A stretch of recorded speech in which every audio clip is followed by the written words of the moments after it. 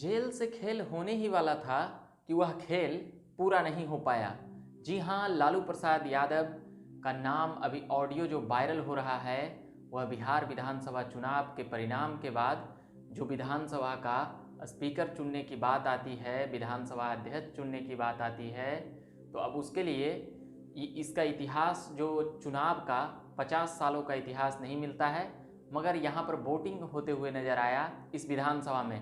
पूरा तामझाम हुआ इसमें। उसके बाद स्पीकर चुने गए विजय कुमार सिन्हा। उससे पहले इतनी घटनाएं हुई कि शायद ही कोई ऐसा ऑडियो वीडियो या पिक्चर या क्लिपिंग बिहार विधानसभा का ऐसा एक माहौल दिखता होगा, मगर वह आज सब हुआ जो, और लोगों को भी खूब मजा आया, चाहे वह सत्ता पक्ष हो या फिर विपक्ष हो या फिर जो प्रोटेम स्पीकर बनाए गए थे जीतन राम मांझी, उन्होंने अपनी एक अनुभव भी दिखाई और अपनी जिम्मेदारी भी दिखाई और विजय कुमार सिन्हा को एक तरफ से नीतीश कुमार और तेजस्वी यादव के साथ आते हुए नजर आते हैं और उन्हें उनके जो कुर्सी है वहां तक छोड़कर फिर से अपने अपने जगह पर चले जाते हैं।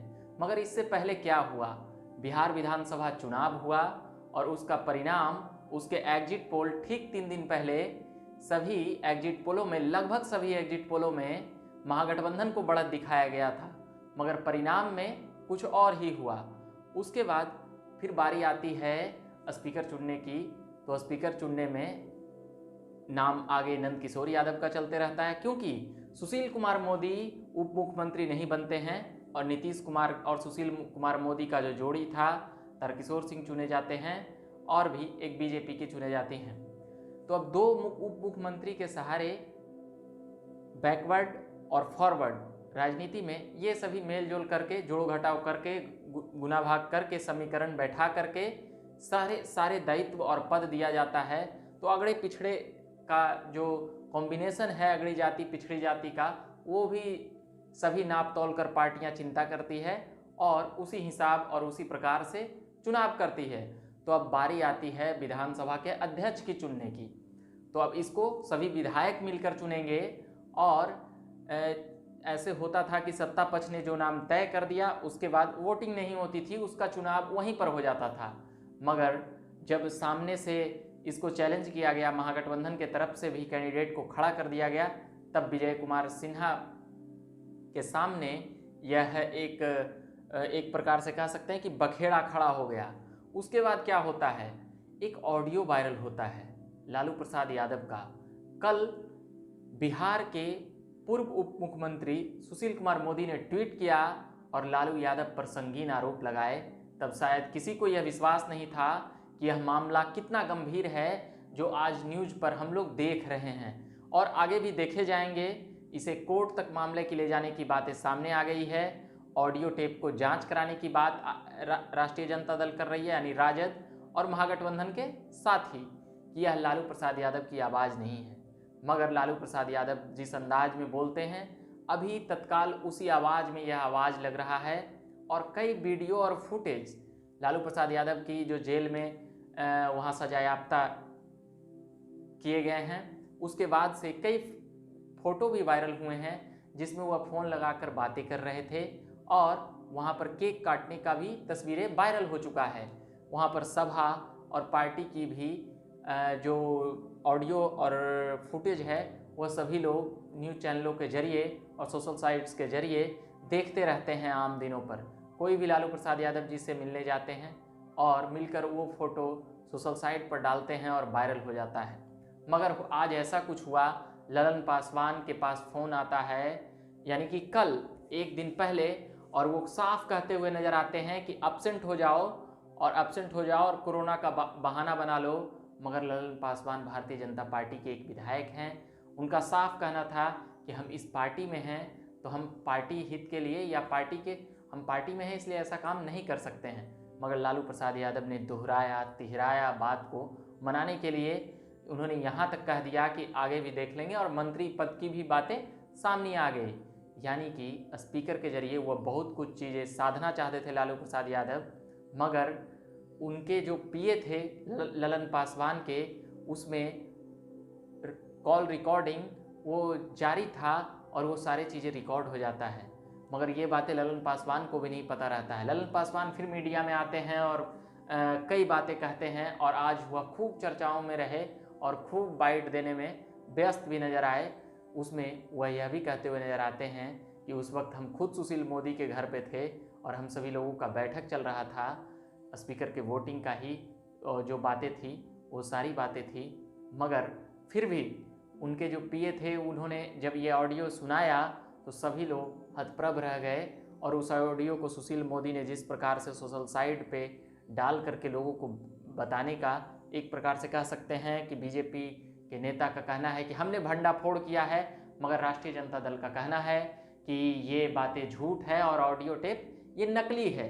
अब यह एक जांच का भी विषय बनता है, जांच में देखते हैं कि क्या हो पाता है। मगर फिलहाल माजरा यही समझ में आ रहा है कि लालू प्रसाद यादव विधायकों को मनाने के लिए भरसक कोशिश कर रहे थे कि स्पीकर हमारा हो जाए, और जब स्पीकर हमारा हो जाता है तब खेल उस हॉल का आप जिधर चाहेंगे उधर भी हो सकता है। क्योंकि 2017 में सभी लोग देख चुके थे कि नीतीश कुमार का स्पीकर थे, वहाँ पर विधानसभा का अध्यक्ष थे, और किस प्रकार से वह रात शाम को इस्तीफा देते हैं और सुबह होते ही बीजेपी के साथ सरकार बना लेते हैं। राजभवन में सारी तैयारियां हो जाती है। केवल 12 से 14 घंटे में जो उनके साथ उप मुख्यमंत्री के तरफ बैठे हुए थे और जो विपक्ष में थे वह रात कैसे सत्ता में आ जाते हैं, यह लोगों ने जुलाई 2017 में देखे थे। इसीलिए स्पीकर की महत्व वहाँ पर बहुत ज़्यादा है, और इस बार स्पीकर का पद बीजेपी ने लपक लिया है। कह सकते हैं कि इसमें भी अड़चन था तो प्रोटेम स्पीकर बनाया नीतीश कुमार ने जीतन राम मांझी को, और जीतन राम मांझी को कहा जा रहा है कि नीतीश कुमार से अभी बहुत ज़्यादा दोस्ती हो गई। बीच में खटास भी थी जब उन्होंने जीतन राम मांझी को मुख्यमंत्री बनाया था, और मुख्यमंत्री बनने के बाद जीतन राम मांझी ने जो 10 महीने के बाद उनका रौद्र रूप देखा गया, वह नीतीश कुमार को कहीं ना कहीं एक प्रकार से उनके फैसले को गलत साबित कर दिया था। मगर इस बार नीतीश कुमार और जीतन राम मांझी की जोड़ी ठीक उसी प्रकार दिख रही है जैसे पहले दिखा करती थी। उनके मंत्रिमंडल में जब जीतन राम मांझी थे तो वही कॉन्फिडेंस विधानसभा के प्रोटेम स्पीकर के तौर पे जो अभी बनाए गए थे अध्यक्ष जीतन राम मांझी, तो वहाँ पर भी दिख रहा था, उनके अनुभव भी देखने के लिए मिली। मगर अंततः 126 मतों से विजय कुमार सिन्हा वहाँ पर स्पीकर का पद कह सकते हैं वो विधानसभा के अध्यक्ष पद पर मनोनीत किए गए। उसके बाद फिर जीतन राम मांझी अपने सीट पर आ जाते हैं। उसमें एक वाकया और होता है कि नीतीश कुमार बेल में क्यों हैं, ये बातें जीतन राम मांझी को बताना पड़ता है कि वह विधानमंडल के नेता हैं, मुख्यमंत्री हैं, इसलिए वो यहाँ रह सकते हैं, और भी बातों का हवाला देते हैं। उसके बाद कहते हैं पूर्व में भी ऐसा हुआ है, मगर जब वो उधर से एक आवाज़ और आती है अशोक चौधरी और मुकेश सहनी की कि ये दोनों इस सदन का सदस्य नहीं हैं तो क्यों रहेंगे, तो 5 मिनट के लिए वो अलग चले जाते हैं कमरे से, फिर आते हैं। उसके बाद सारे लोगों का भाषण होता है, और बिहार विधानसभा चुनाव का ये एक अंतिम कड़ी था जहां पर कि रस्साकसी का खेल होना था, मगर उसमें भी एनडीए ने ही बाजी मारी और मामला 114 पर जाकर रुक गया महागठबंधन का। मगर जोड़ तोड़ पूरी करने की कोशिश हुई, क्योंकि ये एक ललन पासवान का ऑडियो वायरल हुआ, इसलिए हम सभी लोगों को पता चला, और इस बात पर आज इतना वायरल जो हो रहा है, बवाल खड़ा हो रहा है, और इतनी चर्चा और विश्लेषण जो हो रहा है, क्योंकि ये बातें ऑडियो टेप में बातें आ गई थी। और भी कई लोगों को उससे संपर्क किया गया होगा, शायद उन लोगों का ऑडियो वायरल नहीं हुआ या वो लोग बताना नहीं चाहते हैं। ललन पासवान की बातों से लगा कि इसमें कई बातें और हैं। अभी के लिए फिलहाल हम इतना ही कहना चाहेंगे। बिहार विधानसभा चुनाव समाप्त हो चुका है। कई कयासों और कई बातों को मद्देनज़र अनेक प्रकार की बातें हुई। नीतीश कुमार इस बार रहेंगे नहीं रहेंगे, उनकी सीटें कम आएगी तो बीजेपी अपनी मुख्यमंत्री बनाएंगे, मगर उप मुख्यमंत्री बदलते हुए नजर आए। विपक्ष के नेता तेजस्वी यादव ही रहे, और उन्होंने यह भी दिखलाया, उन्होंने आज एक गंभीरता भरे जिस प्रकार की बातें की, उससे उनमें मैच्योरनेस की भी बातें दिखाई दी। नीतीश कुमार अनुभव का पिटारा जो रखते हैं उसी अंदाज में बातें की, और तमाम पार्टी के नेता भी बात करते हुए नजर आए, चाहे वह जीतन राम मांझी हों या फिर मुकेश सहनी। उन्होंने जो बातें कही वह सदन की ओर से एनडीए को और मजबूती प्रदान करने वाली बातें हैं, मगर अब देखना है कि यह सरकार कब तक चलेगी और कैसे चलेगी। अभी के लिए फिलहाल इतना ही कहेंगे। धन्यवाद।